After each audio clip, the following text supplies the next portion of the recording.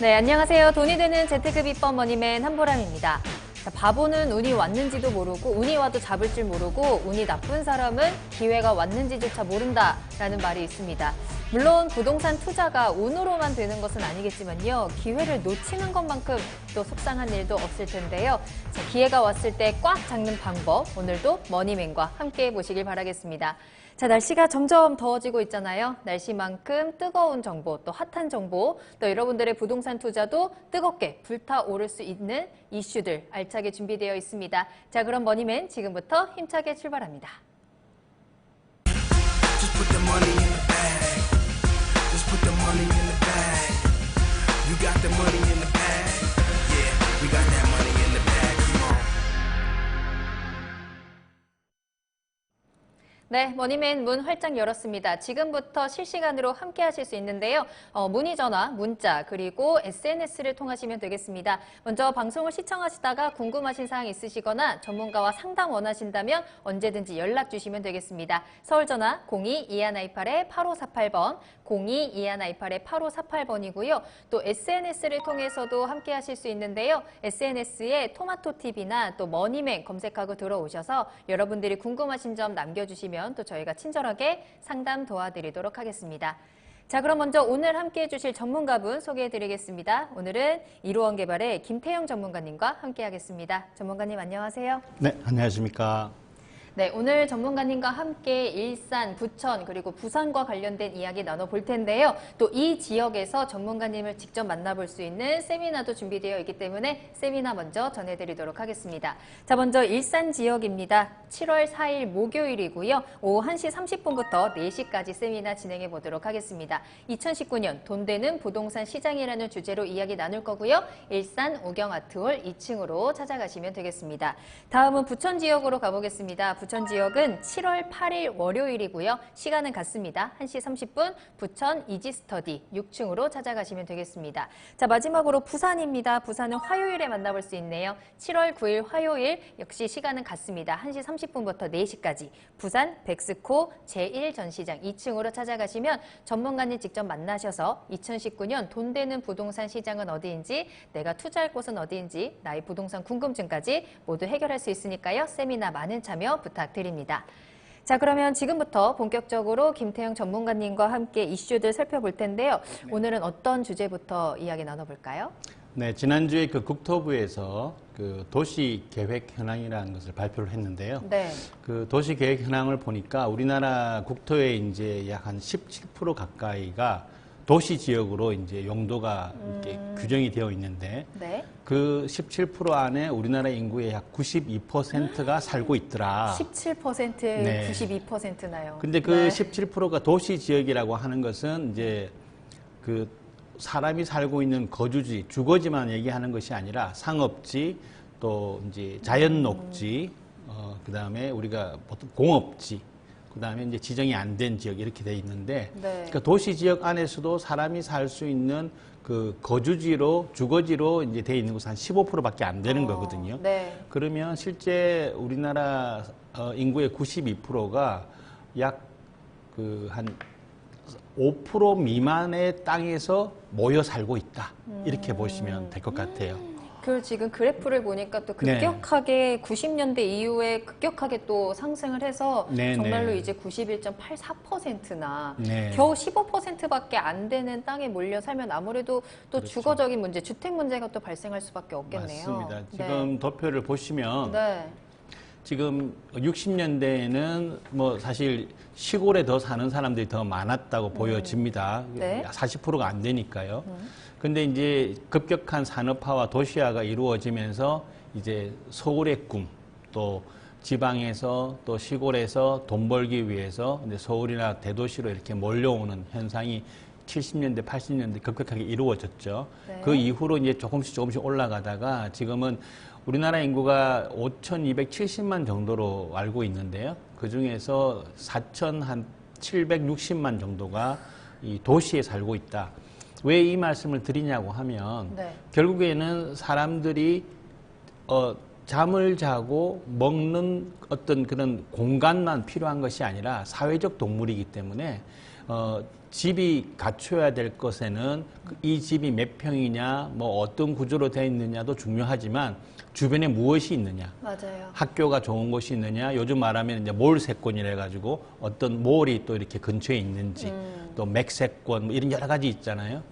별세권 이런 식으로. 또 오늘 기사에는 많은 사람들이 숲세권을 숲세권도 선호한다라는 많이 이야기도 얘기하고, 있더라고요. 네. 그다음에 뭐 초아품이라 해서 초등학교를 초품화라고 그러죠. 초등학교를 품고 있는 아파트의 가격이 또 오르고 있고, 네. 그런 생활 여건, 자연 환경, 또 사회적 분위기 이런 것들이 다 종합적으로 이루어지는 것이 이 주거기 때문에 점점 이 도시로 사람들이 몰려올 수밖에 없는 구조로 갈 수밖에 없다.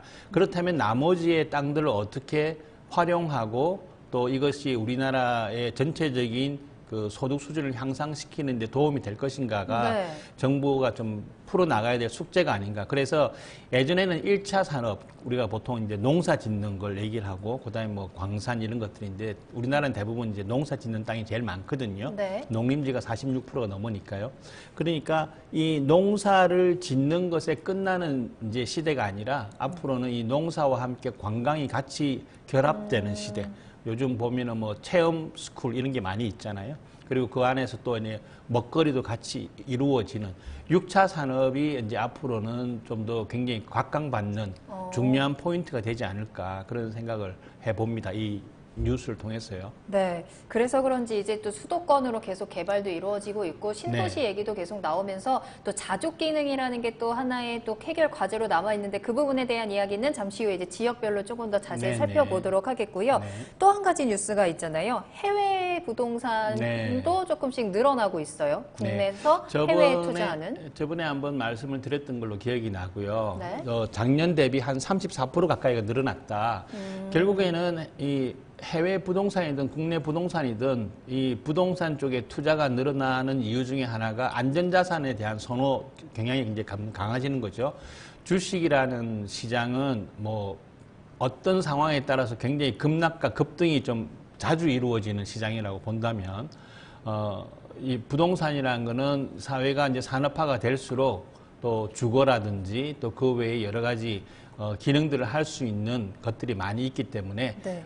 예전부터 어르신들이 땅은 거짓말하지 않는다 이런 말들을 많이 하잖아요. 그래서 그 땅을 중심으로 해서 다양한 건축물들이 일어나고 또 건축물들을 통해서 또 많은 활동들이 이루어지기 때문에 네. 부동산 쪽의 투자는 앞으로도 계속 이루어질 것 같습니다. 그런데 다만 이번 정부에서 펼쳐나가고 있는 여러 가지 그 부동산 안정화 정책이라고 표현을 하고 있지만 사실은 부동산을 투자하는 사람 입장에서는 여러 가지 걸림돌이 생기는 거죠. 그렇죠. 세금 문제라든지 또 그 대출의 문제라든지 여러 가지 이런 것들이 이제 발생을 하고 있는데, 반면에 해외 부동산 같은 경우에는 예전에는 20억이 넘어가면 규제가 있었어요. 네. 근데 이제 그거를 완전히 자유화시켰습니다. 그러다 보니까 뭐 지금 해외 부동산 쪽으로 투자하는 사람들의 송금 건수는 도표에 나와 있겠지만 베트남이 제일 많고요. 금액으로 보면 미국이 제일 많습니다. 아무래도 미국이라는 나라가 지금 현재 경제적으로 조금 많이 활성화되어 있고, 그리고 특히나 이제 뭐 LA라든지 뭐 뉴욕 같은 경우는 단순하게 미국만의 도시가 아니고 전 세계인들이 와서 투자하고 또 생활하고 또 지내는 곳이기 때문에 상당히 부동산 자체의 가치가 점점 올라가고 있는 안정적인 곳이기 때문에 그쪽으로 투자를 많이 한다. 그 네. 이면에 보면 지금 6개월 이내에 현금화 시킬 수 있는 유동 자산이 지금 우리나라에 한 1,200조 가까이가 있습니다. 네. 근데 실질적으로 이 자금이 어디로 흘러가야 되는 거에 대해서는 조금 의문점이 지금 있는 거죠. 그래서 특히나 개인들 같은 경우에는 은행에 넣어놓자니 뭐 세금 떼고 이렇게 하면은 지금 금리 또 인하선이 나오고 있잖아요. 네네. 2% 미만까지 지금 떨어지는 입장이라면 사실 은행에 넣어놓는다는 얘기는 그냥 그대로 간다는 것이고 물가 상승률을 계산을 한다면 사실은 마이너스에 가까운 수준이거든요. 그렇다면 이미 가지고 있는 이 자산을 기회비용을 통해서 어떻게 풀어나갈 것인가가 문제인데, 네. 현재 베트남 같은 경우에는 중국의 대체 시장으로 굉장히 가까워하고 있고 실제로 우리나라 삼성전자가 그곳에 가서 굉장히 크게 지금 사업을 하고 있잖아요. 1위거든요. 그 외에 많은 나라들이 베트남에 투자를 하고 있으니까 그게 따른 여러 가지 이제 주거 시장 이런 쪽으로 사람들이 많이 투자를 하는 것 같고, 네. 미국은 아까 말씀드린 것처럼 아무래도 가장 안정적인 그런 자산을 가지고 있는 곳이라고 인정을 하기 때문에 네. 개인과 어떤 법인에 있어서의 투자가 이쪽으로 많이 몰리고 있지 않나 이런 생각이 들고 있습니다. 알겠습니다. 자, 국내에서 이제 해외 부동산에 투자를 하는 것도 점점 규모가 커지고 있다는 점까지 이슈 짚어봤고요. 자, 이제 지역별로 한번 살펴드리도록 하겠습니다. 자, 먼저 일산 지역 살펴볼 텐데요. 이 지역이 최근에 굉장히 뜨거워요. 뭐 3기 신도시와 관련해서도 그렇고 여기에다가 저희가 오늘 짚어볼 내용은 일산 테크노밸리입니다. 네네. 테크노밸리 어떻게 짚어볼 수 있을까요? 네, 일산 테크노밸리를 오늘 이제 이슈에서 선택을 한 이유는 일산이 최근 그 3기 신도시의 그 창릉이라는 지역을 정부에서 발표를 했습니다. 창릉이라는 지역은 위쪽에 그 삼송과 또 옆에 원흥이라는 기존의 신도시급은 아니지만 상당하게 사이즈가 큰 택지 개발이 이루어진 곳이거든요. 네. 그리고 이제 거기서 한 두 정거장만 더 가면은 이제 구파발이고 또 연신내, 뭐 불광 이렇게 넘어가는 서대문하고 바로 인접한 지역이기 때문에 그 발표가 난 이후에 일산 시민들 주로 이제 일산 서구 쪽 분들이죠. 그런 분들이 상당히 이제 많은 반대를 하고 있고 지금도 이제 반대를 하고 있는 상태입니다. 네. 그 이유 중에 하나는 이제 단순하게 베드타운으로 전락을 했을 경우에 그렇다면 서울하고 인접한 더 가까운 쪽에 사람들이 더 많이 몰리게 될 것이고 상대적으로 그렇게 되면 일산 1기 신도시 지역에 있던 사람들은 재건축이나 재개발을 하기에는 전체적으로 규모가 너무 크고 그런 상황에서 이제 집값이 많이 떨어질 것이다. 그렇게 예상을 하고 지금 접근하는 것인데 네. 그것을 풀어나갈 수 있는 이제 방법이 두 가지가 있겠죠. 하나는 이제 GTX라는 그 광역 교통, 네. 전철망을 통해 가지고 서울역 심지어는 저 안쪽까지 갈 수 있는 그런 그 삼성까지 연결되는 그 구조를 하나 생각할 수 있을 것이고 그다음에 지금 제2 자유로가 있긴 합니다만 또 이제 그 자동차로 움직일 수 있는 다양한 루트가 좀 필요하고요. 그다음에 이제 사실은 돌아가는 거긴 하지만 저 대곡을 통해 가지고 김포를 해서 또 빠져나가는 강서 쪽으로 빠져나가는 지금 그 지하철 노선이 지금 생각이 되고 있습니다. 네. 그런 교통망을 확충하는 것 하나와 그다음에 우리가 보통 요즘 많이 하고 있는 자족 기능이라고 표현하잖아요. 네네. 내가 살고 있는 마을, 동네, 도시 옆에 내가 일할 수 있는 곳이 많이 있고 또 직장이 그 근처에 있다면 그 주변에 있는 그 도시는 활성화될 수밖에 없는 거죠.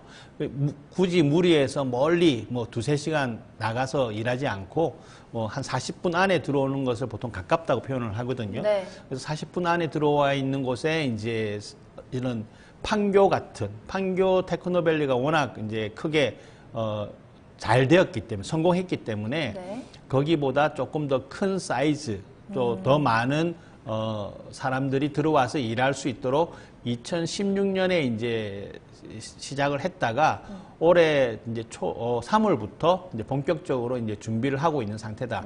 그 사이즈도 보시면 지금 도면에서 보시다시피 화면에서 네. 보시다시피 판교 같은 경우에는 68만 정도인데 이제 그 일산 같은 경우에는 80만. 80이요. 예. 네. 그리고 이제 입주 기업 수도 지금 판교에 대비해서 한 600개 정도를 더 많이 입주를 시키겠다. 지금 일산 쪽은 지금 현재는 계획입니다. 네. 반면에 이제 좀 약점이라고 볼 수 있는 건 아직까지 여기가 들어와 있지 않기 때문에 과연 이 일산 아니, 고양시의 계획이 많은 기업들에게 얼마만큼 호응을 받을 수 있을 것인가. 네. 여기에는 아무래도 이제 방송국이 많이 있잖아요. 고향 쪽에는. 네네. 그러다 보니까 방송, 영상, 또 관련된 AI라든지 또 근처에 있는 병원들이 많이 있다 보니까 병원과 관련된 뭐 유비쿼터스 관련 산업 이런 것들을 많이 지금 준비를 하고 이쪽에서 이제 수익을 창출하고 또 한 10,000명 이상의 고용 창출 효과를 직간접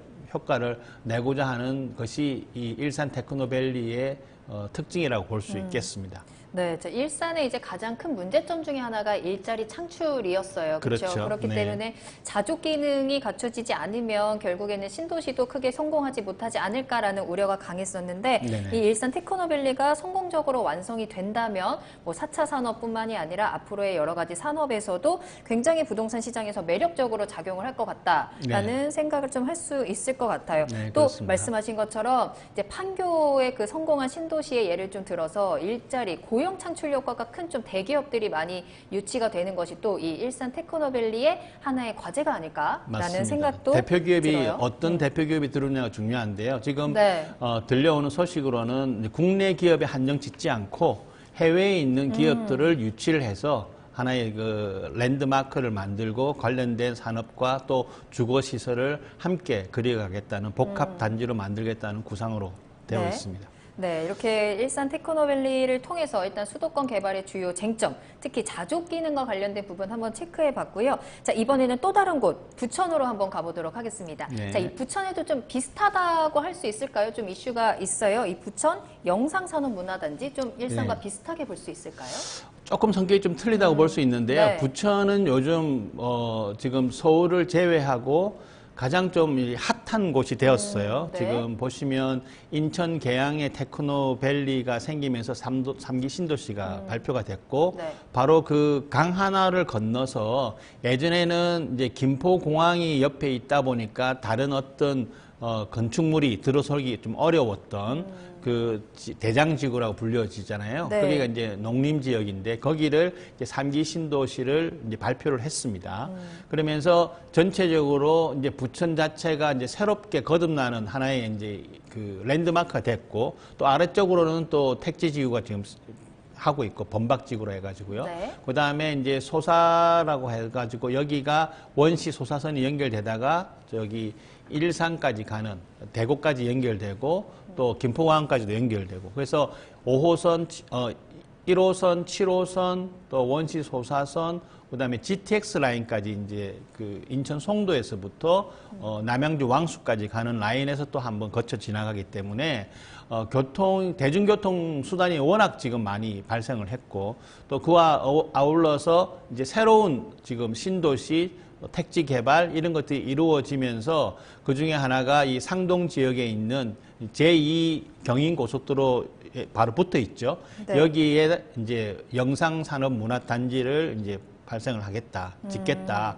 약 한 7천억 넘게. 네. 원래는 여기가 이제 지금 뭐 신세계라는 곳에서 진행을 했다가 이런저런 이유로 잘 안 됐습니다. 안 됐다가 최근에 다시 이제 GS가 우선 협상 대상자가 되면서 컨소시엄이 협상 대상자가 되면서 이제 1단지와 2단지로 나눠져 있는 것인데 옛날에는 여기 혹시 가보신 있는지 모르겠어요. 뭐 파리 에펠탑이라든지 뭐 개선문이나 이런 걸 아주 네네네. 작게 만든 알아요. 예, 알아요. 거기가 여기에 있는 곳이고요. 네. 또 그 외에 다른 어떤 기능들이 여기 좀 있었는데 그런 것들을 좀 통합적으로 발전적으로 미래지향적으로 이제 그림을 그려나가는 그런 쪽으로 이제 가는 것이고요. 네. 단순하게 이런 그 산업 단지만 만드는 것이 아니라 호텔도 한 70층짜리 또 주택도 보면 뭐 주상복합이나 아파트 이런 것들 한 5,500가구 정도를 여기 넣음으로 인해 가지고 부천에 이제 새로운 미니 신도시가 하나 생긴다고 보시면 될 것 같아요. 그러면 여기가 이제 주변이 전부 다 중동이 원래 1기 신도시거든요. 네. 그 1기 신도시에 상업 지역이 굉장히 많았습니다. 그런데 아파트가 이제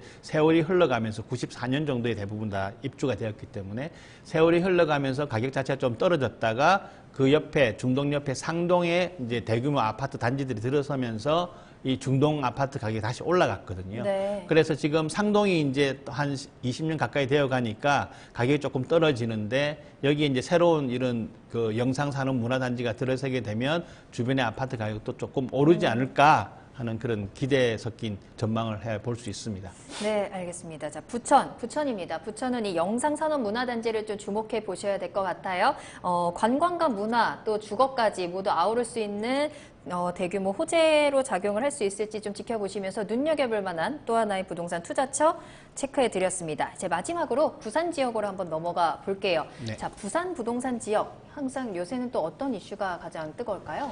부산은 사실은 이제 지난번에 말씀드렸지만 대구, 대전, 광주에 비해서는 작년 말부터 아파트 가격이 상당히 많이 내려가고 전체적으로 거래도 좀 침체된 그런 상황이었습니다. 네. 그런 상황 속에서 이제 부산이 워낙 이제 거래 자체가 잘 안 되고 가격도 하락하다 보니 부산에 7군데의 청약 조정 지구가 있었어요. 네. 그 중에서 지금 해운대구, 수영구, 동래구를 제외한 나머지 4개 구가 이제 청약 조정 지구에서 해제가 됐죠. 그러니까 그 말은 청약 조건 자체가 굉장히 이제 일반 다른 청약 지구, 조정 지구 아닌 곳과 거의 마찬가지로 쉽게 청약할 수 있고 5년 내에 또 얼마든지 할 수 있고 이런 구조로 되어 있기 때문에 부산에서는 지금 가장 핫한 곳이라고 하면 아무래도 부산 진구가 되겠습니다. 저번에 한번 네. 말씀드렸는데 부산역 뒤편이 이제 부산 북항입니다. 그래서 부산 북항을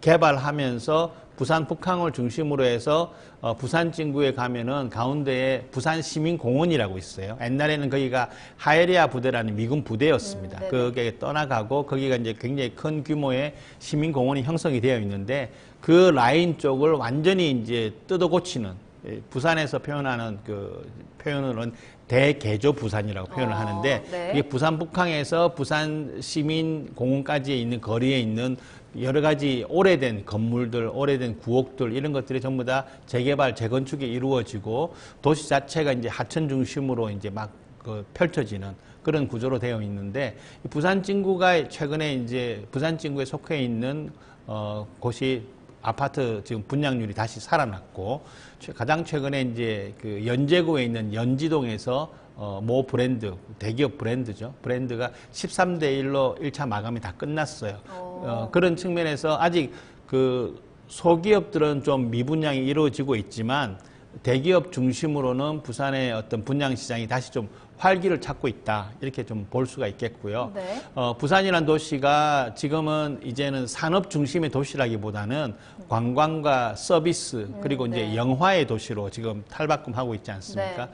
그런 상황 속에서 부산에서 이제 좀 말이 많은 아이템을 하나 제가 오늘 가지고 왔는데 네, 어떤 그게 게 있을까요? 지금 이제 해상 케이블카라는 겁니다. 해상 네네. 케이블카는 부산에 그 동백섬이 있어요. 동백섬에서부터 용호동이라고 그곳에 있는 곳에 이제 연결시키는 거예요. 이기대부터 동백섬까지를 이제 해상 케이블을 연결시키는 사업인데 네. 원래 이게 2016년에 처음에 이제 제안을 모 기업에서 했습니다. 근데 이제 이게 바다라는 것이 공공재잖아요. 그렇죠. 누구의 어떤 개인의 것이 아니고 네. 공공의 사람들이 얼마든지 보고 즐길 수 있는 것인데 이것이 어떤 그 개인의 이익에 사용되는 것에 반하기 때문에 환경단체나 시민단체에서 굉장히 반대를 많이 했습니다. 그리고 케이블카가 움직이려면은 중간에 이제 그 기둥이라고 볼 수 있는 것들이 네. 몇 개가 서 있어야 되거든요. 네네. 바다 한가운데. 근데 그게 이제 태풍이나 뭐 이런 큰 어떤 자연재해가 왔을 때 과연 이게 견딜 수 있을 것인가. 현재 그리고 또 부산에서 가장 명물이라 할 수 있는 광안대교가 있습니다. 네. 그 광안대교하고 크게 떨어져 있지 않아요. 지도가 지금 나오고 있는데 네. 화면에 보시면은 광안대교하고 뭐 500m, 600m, 그러네요. 700m 정도밖에 안 떨어진 약간 바깥쪽에 있는 거죠. 네네. 굉장히 그러니까 가깝네요. 시민단체들이 볼 때에는 이게 이 높이가 굉장히 높이 올라가는. 그렇죠. 그게 만약에 케이블카니까. 넘어지거나 했을 때에 오는 부작용, 위험성 이런 것들을 이제 얘기를 해서 이게 수면 밑으로 내려갔다가 최근에 다시 똑같은 기업에서 우리가 이것을 개인 기업의 이익으로 남기지 않겠다, 공공적인 측면으로 하겠다 하면서 똑같이 한 번 더 지금 제출을 그래요? 한 상황이죠. 그래서 이거는 가치 중립적으로 보면 사실은 뭐 사람들이 여기를 타고 왔다 갔다 하면 1년에 뭐 300만 정도를 보고 있다고 하는데 네. 그러면 부산시 재정이라든지 부산시의 이미지라든지 여러 가지 관광도시의 위상 제고가 훨씬 올라갈 수 있는 좋은 아이템이라고 보여지긴 합니다. 하지만 이제 환경적인 측면에서 과연 이 부분을 어떻게 풀어나갈 수 있을 것인가 상당히 좀 뜨거운 감자가 되지 않을까 싶습니다. 그래서 부산에서 단순하게 어떤 부동산 어느 지역의 부동산 아파트 가격이 몇 % 올랐습니다. 이런 얘기를 해드려도 괜찮겠지만 그것보다는 부산이란 도시에 가지고 있는 특징을 어떻게 잘 살리느냐. 그래서 부산 시민들만 여기서 서로 사고 파는 곳이 아니라 부산이 이미 이제 국제적인 도시가 되었기 때문에 그렇죠. 외부에서 얼마든지 와서 지낼 수 있는 그런 매력적인 도시로 가꾸어 나가는 데 있어서 어떤 특징들이 무엇이 있을까 고민을 해보고 싶고 네. 그런 측면에서 이런 해상 케이블카도 충분히 단순하게 나는 싫다 좋다가 아니라 과연 이것이 앞으로 부산을 발전시키는데 어떤 측면으로 작용할 것인가 한번 얘기를 나눌 수 있는 부분이 있지 않을까 싶어서 이 얘기를 걸고 나왔습니다. 네, 알겠습니다. 이 해상 케이블카 문제 현재 뭐 반대도 많이 있고요. 여러 가지 좀 논란이 있는 것 같은데 분명히 이 해상 케이블카로 인해서 부산의 부동산 시장에도 어떠한 큰 영향을 미칠 수 있을 것 같아요. 그렇기 때문에 이 해상 케이블카 관련된 부분도 다시 한번 체크해 보시고요. 세미나 참석하시면 더 자세하게 좀 이야기 나눠보실 수 있을 것 같습니다. 오늘 짚어드린 일산, 부천, 부산과 관련된 이야기 세미나 참석하셔서 더 자세한 이야기 나눠보시면 좋을 것 같은데요. 먼저 일산과 관련된 세미나 소식 먼저 전해드릴게요. 자, 7월 4일 목요일입니다. 일산 화정이고요. 우경아트홀 2층으로 찾아가시면 되겠습니다. 자, 돈 되는 부동산 시장이라는 주제로 이야기 나눠볼 텐데요. 앞서서 말씀드린 테크노밸리부터 시작해서 3기 신도시까지 워낙에 요즘에 일산 지역에도 다양한 이슈들이 많기 때문에 관련된 이야기들 좀 꼼꼼하게 체크해 보시면 좋을 것 같고요. 자, 7월 8일 월요일에는요. 부천으로 가보도록 하겠습니다. 이지스터디 6층에서 진행되고요. 역시 1시 30분부터 진행해 보도록 하겠습니다. 자, 그리고 부산입니다. 7월 9일 화요일에 진행이 됩니다. 백스코 제1전시장 2층으로 찾아가시면 되겠고요. 오늘 짚어드린 내용뿐만 아니라 내가 가지고 있는 부동산 그리고 앞으로의 흐름들까지 꼭 한번 체크해 보시는 시간 가져보시길 바라겠습니다. 자, 그럼 이제 여러분들의 부동산 궁금증 상담 이어가 볼 텐데요. 저는 잠시 후에 돌아올게요. 당신이 부자가 되는 시간 머니맨. 어려운 부동산 궁금증 이제는 머니맨과 함께하세요. 24시간 무료 부동산 상담 신청 방법. 첫 번째, 02-2128-8548번으로 전화하셔서 상담을 받아보세요. 두 번째, 게시판 참여도 가능합니다. 토마토TV 홈페이지 tv.etomato.com으로 들어오셔서 아자아자 게시판에 글을 남겨주세요. 부동산에 대한 궁금한 점이 있다면 이제는 머니맨에 문의주세요. 여러분의 많은 참여 바랍니다. 네, 돈이 되는 재테크 비법 머니맨 김태형 전문가님과 함께하고 있습니다. 지금부터 여러분들이 궁금하신 점 계속해서 저희가 상담으로 풀어드리도록 하겠습니다. 자, 문의 전화 계속 열어두고 있을게요. 서울 전화 02-2128-8548번, 02-2128-8548번으로 지금 바로 연락 주세요. 저희가 채택해서 여러분들의 궁금증 속 시원히 해결해 드리도록 하겠습니다. 자, 오늘의 첫 번째 상담 바로 연결하겠습니다. 안녕하세요, 시청자님. 여보세요? 네. 네, 안녕하세요. 반갑습니다. 저희 연결되셨어요? 네. 네, 부동산 고민 해결해 드리겠습니다. 어떤 게 궁금하세요? 여보세요? 네, 여보세요. 잘 안 들리시나요? 잘 들리는데. 네. 네, 잘 들리는데. 네. 예, 제가 네. 아파트를 여기. 주소 먼저 말씀해 주시면 돼요. 주소가 네네. 여기 강남구 강남구? 개포동 대청 아파트. 네, 강남구 입니다. 개포동 대청 아파트요. 네. 네네. 지금 이게 처음부터 네. 우리가 입주해서 지금까지 살고 있는데. 네네. 지금 리모델링 때문에. 리모델링. 네. 그래가지고 지금 이걸 어떻게 해야 될지를 몰라요. 한숨부터 나오셨어요. 지금 고민이 많으신가 봐요. 네, 온 주민이 다 그래요, 지금. 리모델링 이슈 때문에 좀 이거를 어떻게 좀 해야 되는지 좀 전망 체크해 드려야 될 것 같네요. 네. 네, 전문가님 연결해 드릴 테니까요. 조금 더 자세히 이야기 나눠보세요. 네. 신자님. 네네. 네, 지금 제가 알기로는 여기 대청 아파트 리모델링은 추진이 되는 걸로 알고 있고요. 예. 강남에서 처음으로 이제 여기를 승인을 받아서 네. 리모델링을 지금 하고 있는 걸로 알고 있는데, 네. 리모델링의 진행하는 상황들이 좀 주민들이 마음에 안 드시나 봐요. 지금 반대가 많아요. 예, 반대가 많은데 일단 승인은 떨어졌고, 주민들은 또 반대를 하고 있어서 약간 조합 입장에서 볼 때는 좀 힘든 상황인 것 같습니다. 그죠? 네네. 예. 근데 이제 여기는 지금 거의 한 몇 년만 지나면 재건축이 가능한 아파트거든요. 예, 맞습니다. 그런데 지금 지어진 지 한 25년 차쯤에 리모델링을 하겠다고 신청을 해서 여기가 리모델링이 이제 그 승인이 떨어진 거잖아요. 네. 그러니까 주민들 입장에서 볼 때는 굳이 이걸 리모델링 하지 않고 네. 몇 년만 더 참고 재건축하면 훨씬 더 좋을 텐데, 네. 리모델링 하게 되면은 그 분담금도 더 많이 내야 되고, 네. 평수가 그렇게 많이 늘어나는 것도 아니고, 네. 일반 분양 수직으로 위로 좀 더 올려서 한 900세대 정도인가요? 그 정도 더 이제 해가지고 분양해서 수익을 내겠다는 건데, 네. 사실은 이건 조합 측하고 풀어야 될 문제라서요. 제가 네. 방송에서 리모델링이 좋다 나쁘다 말씀드릴 수는 없는 문제거든요. 네. 승인이 떨어진 거기 때문에. 승인은 떨어졌어도 네. 그 행위허가 그걸 받고 있거든요. 네네네. 근데 그게 그 반대가 많군요. 반대가 많고 지금 예. 아주 위험해요. 예, 예. 그 지금 저기 조합 측에서 하는 예. 대로 이게 리모델링을 하면 네네네. 아주 위험한 상황이 닥치거든요. 예. 이게 그래서 이제 네. 제가 말씀을 드리는 거는 지금 이런 복잡한 상황 속에서는 움직이시고 싶어도 못 움직이십니다. 그냥은 네. 조금 참고 계시고 이 상황이 이제 정리가 된 다음에 그게 네. 재건축이 되었던 리모델링이 되었던 결정이 된 다음에 뭐 이동을 하셔야지 되는 문제고 여기는 네. 위치가 좋기 때문에요. 네. 어떤 상황이 오시더라도 팔지는 마시라.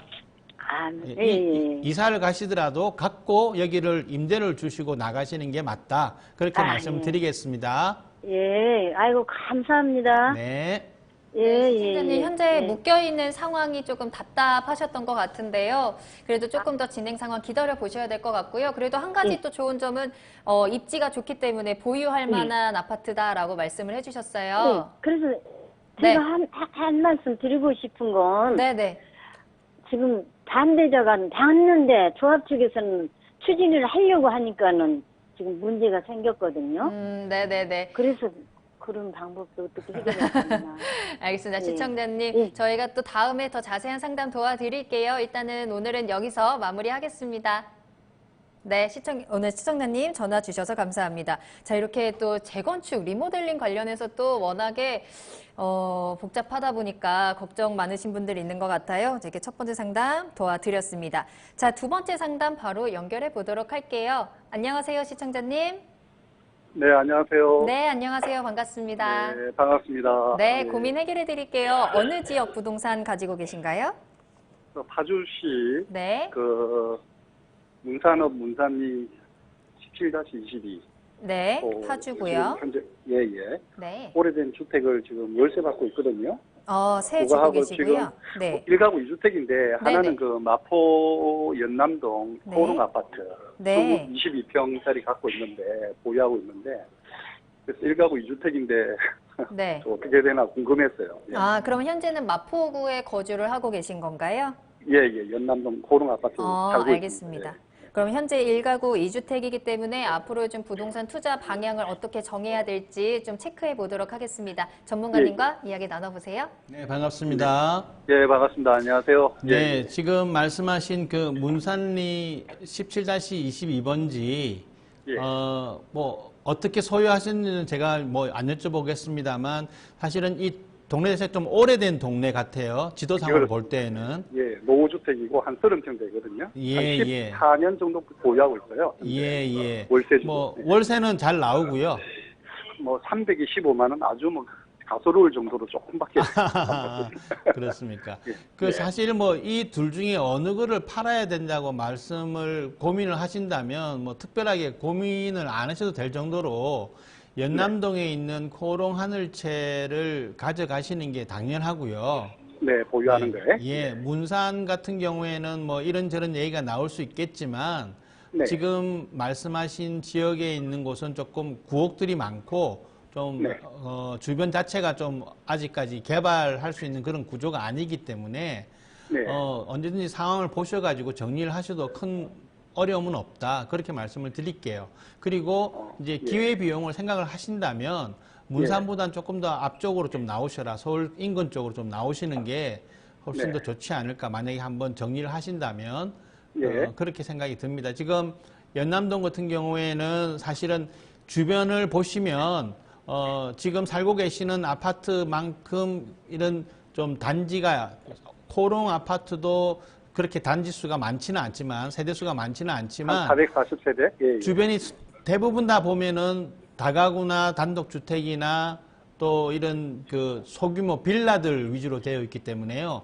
네. 상대적으로 지금 살고 계신 이 아파트가 조금 더 가치가 있어 보이는 그런 네. 상황이거든요. 그리고 네. 주변이 워낙 탄탄하게 상권이 형성되어 있고 해서 네. 뭐 나중에 혹시 이것을 팔더라도 아니면은 세를 주더라도 전혀 문제가 없는 아파트다. 그래서 이건 꼭 가져가셔라 이렇게 말씀드리겠습니다. 아, 그렇습니까? 그럼 문산구는 뭐냐면 매도 타이밍이나 이런 게 뭐가 좋습니까? 매도 타이밍은 사실은 지금 코오롱 같은 경우에는 경기하고 상관없고요. 오히려 문산 같은 경우에는 지금보다는 한 내년, 내후년 정도 보시는 게 좋을 것 같아요. 문산은 매도 타이밍이 지금 빠르면 빠를수록 좋다 했어요. 네, 20년이나 21년 정도 생각하시면 좋을 것 같습니다. 아, 문산의 매도 타이밍이요? 네네네. 아, 근데 그게 뭐 문산역 근처에 한 200-300m 근처인데 네. 남북 평화무드가 있고 이래서 뭐 재개발, 재건축 이런 말은 소문은 많이 들리는데 예, 예. 좀 어떻게 해야 되나 우리 아내하고 좀 계속 이렇게 오랫동안 14년 보유하고 있는데 네. 어떻게 해야 되나 개발 여지나 이런 건 없습니까? 향후 전망이나 예, 아직 그런 건 없고요. 만약에 예. 발표가 지금 나잖아요. 예. 그러면 실질적으로 움직이는 건 한 10년 뒤 정도 보셔야 되는 거고요. 아, 재개발 같은 게. 예, 무엇을 하든지 간에 재개발을 네. 하게 되면 15년에서 20년까지도 갈 수 있는 거고 예, 예. 이게 다 개별적인 사유재산권에 걸려 있는 문제라 그렇죠. 하루 아침 만에 뭐가 되는 것이 없습니다. 그래서 남북 평화무도가 이루어진다고 해서 이게 갑자기 뭔가 변화된다 이런 거는 조금 이런 생각이라고 말씀드립니다. 근데 문제는요, 우리 집사님 한 2억 천에 샀는데 14년 전에 네. 지금 그거보다 한 4, 5천이 떨어져 있거든요, 현 시세가. 네. 그래서 집사람은 기다리자, 본전 네. 찾을 때까지. 예, 예. 그래서 저는 손절매를 해라 이러는데 어느 네. 게 낫습니까, 선생님? 아, 지금 상황에서 손절매를 하셔도 상관은 없습니다만 현재 네. 시점은 조금 많이 지금 저점의 상태에 와 있다. 그렇습니다. 그러니까 지금보다는 1, 2년 정도 뒤에 한번 정리를 하시는 게 지금보다는 나을 수 있다라고 말씀드리겠습니다. 아, 호재가 없는데도 어떻게 네, 그래도 네, 문산 네. 같은 1, 2년 후에. 예, 예, 예. 아, 올해보다는 당분간 내년보다는 내후년 정도가 가격을 받기에는 조금 더 좋다 이렇게 말씀드리겠습니다. 그 연남동 거는 계속 보유하는 게 좋고 네, 고롱 네, 아파트 네. 그 말씀이죠. 코롱 그 애가 아파트는 그대로 가져가시는 게 좋죠. 그 예. 22평인데요. 우리 네. 애가 지금 초등학교 2학년인데 예. 너무 어려가지고 학군이 조금 그래요. 다 살기는 좋고 연트랄파크 이런 호재가 많은데 네. 그래서 22평이면 지금 애가 2명인데 딸이 네. 내 식구가 살기는 북적북적 너무 좁아서 그렇죠. 예, 그래서 어떻게 좀 향후 고 가격대나 이런 데 해서 어떻게 해야 되는지 좀 이사를 가고 그 코오롱 같은 경우에는 사실 가격이 좀 많이 오르긴 했습니다만 서울 지역에 있는 아파트에 비하면 그래도 마포에 있는 아파트에 비하면 가격이 그렇게 막 높은 가격은 아니거든요. 그렇습니다. 예, 그래서 지금 따님 두 분하고 같이 사시려면 최소한 방이 3개 정도는 있어야 될 것이고, 그죠? 네, 예. 그렇다면 지금 이 아파트를 정리하고 그 정도 사이즈보다 조금 큰 아파트로 움직이시기에는 가격이 좀 만만치 않다. 조금 더 안쪽으로 들어가셔야 된다. 그러니까 서대문구 쪽이라든지, 아, 서대문구, 예, 이쪽 그 마포 쪽으로 나오기보다는 저 서대문 쪽이나 아니면은 저쪽 6호선 라인 쪽 있잖아요. 6호선 라인이라면 예, 구체적으로? 디지털 미디어 시티에서 조금 더 위로 올라가는 쪽. 아, 예. 예. 그런 쪽 라인들은 좀 낫습니다. 아, 그렇습니다. 네네. 예, 알겠습니다. 좌우지간 1가구 2주택 관계없이 그냥 일단은 1, 2년은 보유해야 되겠네요. 네네네네. 그거는 큰 상관없습니다. 예. 예, 요즘 뭐 유동성 이래가지고 네. 홍보하고 저금리 해가지고 뭐 대체만 많이 하던데 뉴스가 다 네, 그래서 가만히 요새 있을 뻔- 부동산 네. 투자 관련해서 좀 고민이 많으신 것 같은데요. 네네. 일단은 오늘 문의 주셨던 두 부동산에 대해서는 전문가님께서 파주는 좀 1년 뒤에 매도, 그리고 연남은 조금 더 보유하셔도 된다라고 일단 정리를 해주셨으니까요. 네. 잘 참고해 네. 보시길 바라겠고요. 더 고민하시다가 또 궁금한 거 생기시면 또 연락 주시길 바랄게요. 아, 예, 유익했습니다. 고맙습니다. 네, 알겠습니다. 전화 주셔서 감사합니다. 자, 저희 이렇게 두 번째 상담까지 이어가 봤습니다. 저희가 방송에서 전해드리는 정보는 전문가 개인의 의견일 수 있다는 점, 투자를 하실 때는 전문가와 충분한 상담 후에 신중한 선택하셔야 된다는 점 다시 한번 알려드리겠고요. 계속해서 문의 전화 열어두도록 하겠습니다. 02-2128-8548번으로 언제든지 연락 주시면 되겠습니다. 자, 세 번째 상담 이어갑니다. 전화 연결할게요. 안녕하세요, 시청자님. 안녕하세요. 네, 안녕하세요. 반갑습니다. 네, 예. 네, 고민 해결해 드릴게요. 어느 지역 가볼까요? 아, 저는 경기도 안양인데요. 네, 예, 동안구 관양동 네, 1510-1번 삼성아파트 보유하고 있는데요. 네, 네, 네, 이거를 저희가 이제 한 3년 됐어요. 네. 그래서 얘를 좀 팔고 싶은데요. 네, 네. 네, 이제 그때 좋은 점은 참 역세권이어서 참 좋거든요. 그런데 또 학구는 또 별로 안 좋아요. 네. 예, 그래서 저는 그래서 이제 매도를 하시고, 네. 네. 그래서 그 옆에 평촌동에 네. 부영아파트라는 곳이 있어요. 네. 예, 그곳을 이제 저희들 그냥 장기적인 투자 목적으로 안양시 그거 하나- 평촌동의 부영 아파트요. 초원 네네. 부영 아파트 말씀하시는 거죠? 네, 네네. 7단지. 네, 7단지 네. 보고 계시고요. 네네네. 그래서 이거 삼성 팔아서 그거 그 작은 걸로 2개 저희들 노후 대책으로 가져가고 싶은데 혹시 어떠나 싶어서요. 알겠습니다. 현재 인덕원에 있는 삼성마을 아파트를 파시고 평촌동의 부영 아파트 2개를 이제 투자 목적으로 보시는 네네. 거죠. 네네. 한번 갈아타기 전략이 잘 되어 있는지 한번 체크해 보도록 하겠습니다. 네네네. 전문가님 연결해 드릴게요. 네네. 네, 반갑습니다. 예, 안녕하세요. 예, 지금 네. 인덕원 마을 삼성 아파트도 상당히 좋은 아파트죠. 뭐 그 역에서 굉장히 가깝고 네네. 또 이 주변에서 가장 또 나름대로 이렇게 그 아파트 세대수가 잘 구성이 되어 있어서 사시는 데는 굉장히 좋을 것 같아요. 네. 그리고 실질적으로 지금 말씀하신 그 초원 7단지에 비해서 매매 가격도 조금 더 높고요. 네네. 그리고 인덕원 자체가 이제 앞으로 또 이제 다른 노선들이 수원에서부터 오는 노선이라든지 지하철 노선이 한 4개 정도까지 지나가는 걸로 되어 있기 때문에 호재가 많이 있습니다. 인덕원 자체에도. 그렇기 네. 때문에 이제 주변에 계속해서 지금 아파트들이 많이 들어서고 있죠. 네. 그럼에도 불구하고 지금 그 시청자님께서 살고 계신 거잖아요, 여기를. 아니, 저는 그냥 다른 곳에 살고 아, 있어요. 다른 곳에 살고 계시고 여기는 세를 주고 계시는구나. 네네네. 그런 상황이라면 지금 생각하신 방향대로 가시는 게 저는 맞다고 생각이 듭니다. 왜냐하면 지금 이 가격 갭이 평당 한 500만 원 정도 나는 걸로 알고 있는데 네. 초원하고 인덕원 여기 두 군데를 비교를 해보면 네. 초원 같은 경우에는 물론 재건축 이슈도 있지만 기존 이 아파트 자체로의 매력이 굉장히 좋습니다. 그죠? 네. 그 평촌역에서 굉장히 가깝고 또 주변에 생활 여건이 워낙 잘 되어 있기 때문에 네네네. 여기는 임대를 전혀 걱정하실 필요가 없는 곳이다. 네. 앞으로 뭐 5년 아니면 10년이라도 주변 자체가 완전히 달라지지 않는다면 여기는 앞에 공원도 있고 뒤쪽에 공원이 있다고 봐야 되겠네요. 네네. 공원도 있고 뭐 영화관도 있고 뭐 쇼핑몰도 있고 모든 것이 다 갖춰져 있는 곳이기 때문에요. 네. 지금 시청자님이 생각하시는 방향대로 네. 움직이셔라. 저는 그렇게 말씀드리겠습니다. 네네. 감사합니다. 네, 시청자님 방향성 잘 잡고 계셨네요. 그래서 전문가님도 찬성 의견 주셨으니까요. 좀 긍정적으로 참고해 보시길 바라겠습니다. 감사합니다. 네, 오늘 전화 주셔서 감사합니다.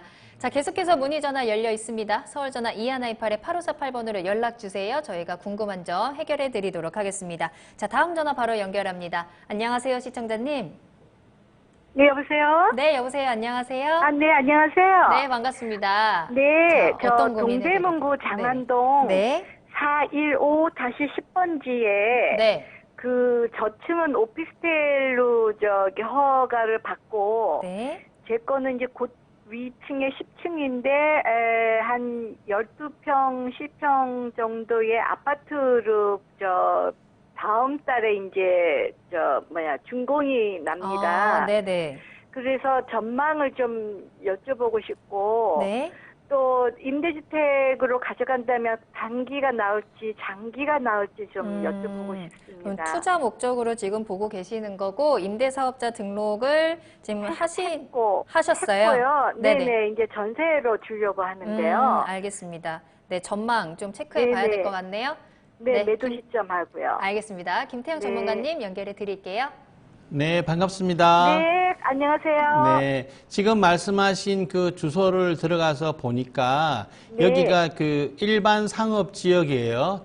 네. 그냥 일반 주거 지역이 아니고 그래서 지금 말씀하신 그 형태의 그 아파트라고 보기에는 오피스텔에 가까운 우리가 그렇죠. 요즘 말하는 아파텔 같은 형태인 것 같아요. 그죠? 네. 예, 그래서 여기는 여러 가지 장점들이 많이 있습니다. 일단 제일 좋은 장점은 이제 장안평역에서 뭐 걸어서 한 2, 3분 안에 다 움직일 수 있는 거리고, 네. 또 주변에 이와 같이 지금 지어져 있는 오피스텔형 아파트가 없다는 거, 네. 작은 원룸들은 있지만 이게 지금 투룸인가요? 네네. 예, 투룸 형태의 오피스텔은 없다는 장점이 있고 경쟁력이 있다는 거죠. 네. 그리고 이제 조금 더 안쪽으로 들어가려면은 여기서 조금 멀어지기 때문에 네. 지금 가지고 계신 그리고 이제 앞으로 들어가야 되는 이것들 경우에는 최소한 10년 정도까지는 충분히 경쟁력이 있다 이렇게 보여지고요. 네. 지금 가격이나 이런 것들은 제가 정확하게 정보가 없어서 말씀을 못 드리겠지만 네. 현재 위치에서는 주변이 계속해서 좋아지기 때문에 뭐 예를 들어서 장안평 하면 유명한 곳이 이제 자동차 매매 시장이잖아요. 네. 근데 자동차 매매 시장이 옛날 구조가 아니라 요즘은 이제는 거기를 좀 현대화시켜서 나가는 구조이기 때문에 이 주변 자체가 굉장히 많이 발달된다. 지금 위쪽으로 보면 청량리가 있는데 청량리가 완전히 바뀌었잖아요. 네. 그러면서 전농동이 영향을 받아서 전농동의 가격이 많이 뛰었고 네. 전농동이 바뀌면서 그 밑에 있는 답심리가 또 가격이 많이 뛰었습니다. 예전에 있는 네. 구옥들이 전부 다 재건축 재개발이 되었죠. 그래서 이제 답심리가 어느 정도 정리가 되면 그 영향이 이쪽 장안동으로 지금 넘어오고 있는 상태예요. 네. 그러다 보니까 이 주변 환경들이 도시 환경 자체가 굉장히 좋은 쪽으로 지금 바뀌어 나오고 있다. 그 가운데에서 대로변에 있는 이런 오피스텔은 상당히 메리트가 있기 때문에 뭐 분양가 대비 수익률이 5% 정도 나옵니까? 이제 다음 달에 이제 준공이 난다고 그래요. 네네. 그런데 여기 공급이 많지는 않은지 걱정이 돼요. 현재는 공급이 없고요. 네. 공급은 이제 한 1년 정도 단위로 해서 네. 이 주변에 뭐가 바뀌는지는 눈으로 직접 발로 뛰시면서 보셔야 됩니다. 네. 그래서 이 주변에 새로운 오피스텔이 막 생긴다고 하면 제가 지금은 뭐 한 10년까지는 충분히 경쟁력이 있다고 말씀을 드렸지만 그 네. 전에라도 지금 네. 짓고 있는 이런 형태의 아파텔 뭐 이런 오피스텔 개념 아파트와 오피스텔이 겸용되어 있는 이런 형태의 주거 공간이 많이 들어선다고 하면 한번 정리를 하셔라 이렇게 말씀드리고요. 그렇다면 8년 중공공 임대보다는 4년 정도로 가셨다가 한번 더 진행하시는 게 더 나을 것 같습니다. 아, 네네. 고맙습니다. 네, 시청자님, 동대문구도 계속해서 개발이 이루어지고 있는 곳이기 때문에 좀 주변 상황들을 좀 체크해 보시는 게 필요할 것 같네요. 네, 또 궁금한 거 생기실 때 연락 주시면 되겠습니다. 오늘 전화 주셔서 감사합니다. 자, 계속해서 여러분들의 고민 상담 이어가고 있습니다. 김태형 전문가님과 함께하고 있고요. 전화 연결 한 번 더 해볼게요. 안녕하세요, 시청자님. 네, 안녕하세요. 네, 안녕하세요. 반갑습니다. 네, 반갑습니다. 네, 어느 부동산 고민 해결해 드릴까요? 네, 대구에 제가 재건축하는 아파트를 갖고 있거든요. 네, 먼저 주소 먼저 알려주시겠어요? 예, 네. 대구 동구 네. 신천동 354-2번지. 354-2번지에 재건축 들어가는 아파트를 가지고 계세요? 네네. 네. 호롱 아파트라고요. 네네. 예, 예. 지금 철거 중이에요. 네. 그래서 언제 매도를 해야 제일 좋은 음. 시점인지 알고 싶어서요. 알겠습니다. 재건축이 이미 들어간 상태예요. 이제 매도 네. 타이밍 한번 잡아봐야 될 것 같네요. 전문가님 연결해 드리겠습니다. 지금 말씀하신 이 아파트는 뭐 70년대에 지어졌기 때문에 사실은 이미 그 철거 멸실이 되고 새로운 아파트가 들어서야 되는 타이밍이 맞긴 맞죠, 그죠? 조금 늦은 감이 있을 정도로 굉장히 오래된 아파트입니다. 지금 동대구역을 중심으로 해서 대구도 지금 오래된 그 구옥들이 있는 곳들을 재개발, 재건축이 많이 이루어지고 있지 않습니까? 네네. 동대구 위쪽으로 보면 신암 여기가 이제 재정비 촉지 지역으로 해가지고 굉장히 큰 규모로 이루어지고 있고 또 그 옆에 효목도 그렇고요. 지금 말씀하신 이 지역들도 앞쪽으로는 이제 그 나름 공공기관이나 또 뭐 이런 아울렛이라든지 이런 것이 있지만 그 뒤쪽으로는 전부 다 이제 다 한번 철거 대상이 이루어져야 되는 곳이거든요. 그 가운데에 있는 곳이기 때문에 여기는 이제 새로 한 1년 반 내지는 한 2년 정도 지나고 나면 새 아파트가 들어서는 거잖아요. 그렇기 때문에 지금 정리를 하시는 거는 뭐 그 프리미엄이 어떻게 되어 있는지 모르겠지만 크게 메리트는 없어 보이고요. 일단 입주가 이루어진 이후에 주변 상황들이 조금 더 좋아질 가능성이 많다. 그렇게 말씀을 드릴게요. 왜냐하면 동대구역에서부터 지금 말씀하시는 지역, 그리고 동대구 세무서가 있는 곳 아시죠? 네네. 예, 이쪽 이 MBC 조금 건너편 쪽에 이 블럭 전체가 아마 다 바뀔 거예요. 그렇다 보면 지금 현재 이것을 가지고 계시다가 약간의 그 프리미엄을 받고 파시는 거는 향후 한 4, 5년 뒤에 정리하시는 것보다는 가격적인 측면에서 조금 더 손해를 보시는 게 아닌가. 그렇다면 매도 타이밍을 앞으로 한 5년 안에 정도 보시고 그 이후에도 뭔가 변화가 없다면 그 5년 정도 시점에서 한번 정리를 하시든가 아니면 그 이후에 발표가 날 수 있거든요. 재건축, 재개발 같은 경우에는 그 발표가 나오면은 쭉 가져가셨다가 관리 처분인가 계획 나오기 전에 한번 정리를 한번 하시는 게 좋다. 이렇게 말씀드리겠습니다. 네, 감사합니다. 네, 시청자님 좀 도움이 되셨을까요? 네네. 네, 이미 감사합니다. 철거가 들어갔다고 하니까요. 조금 더 진행 상황 꼼꼼하게 체크해 보시길 바라겠습니다. 네. 네, 오늘 전화 주셔서 감사합니다. 자, 이렇게 여러분들의 부동산 궁금증 해결해 드렸습니다. 김태형 전문가님과 함께 다양하게 상담 도와드렸는데요. 저희 투자에 있어서는 전문가와 충분한 상담 후에 신중한 선택을 하셔야 된다는 점 다시 한번 말씀을 드리겠고요. 더 자세한 내용은요, 세미나 참석하셔서 이야기 나눠보시길 바라겠습니다. 자, 계속해서 준비되어 있는 세미나 소식 전해드릴게요. 자, 7월 4일 목요일에 일산 지역부터 가보도록 하겠습니다. 1시 30분부터 진행이 되겠고요. 장소는 일산 우경아트홀 2층으로 찾아가시면 되겠습니다. 자, 그리고 다음 주 월요일인 7월 8일 월요일에는요, 부천 지역에서 만나보실 수 있고요. 이지 스터디 6층으로 찾아가시면 되겠습니다. 자, 마지막으로 7월 9일 화요일입니다. 부산 지역으로 가볼게요. 부산 백스코 제1전시장 2층으로 찾아가시면 되겠고요. 모두 시간은 똑같이 1시 30분입니다. 2019년 돈 되는 부동산 시장이라는 주제로 여러분들께 그 지역과 관련된 이야기 조금 더 자세히 나눠보면서 또 여러분들이 가지고 계신 부동산 궁금증까지 모두 속 시원하게 꼼꼼히 체크해보는 시간 가져보시길 바라겠습니다. 세미나 많은 참여 부탁드리겠습니다. 자, 그러면 오늘 도움 말씀 주신 전문가님과는 여기서 인사드리도록 하겠습니다. 전문가님 오늘 감사합니다. 네, 감사합니다. 네, 오늘 머니맨 저희가 준비한 내용은 여기까지입니다. 저는 다음 이 시간에 더욱 알찬 정보 가지고 돌아오겠습니다. 시청해주신 여러분 고맙습니다.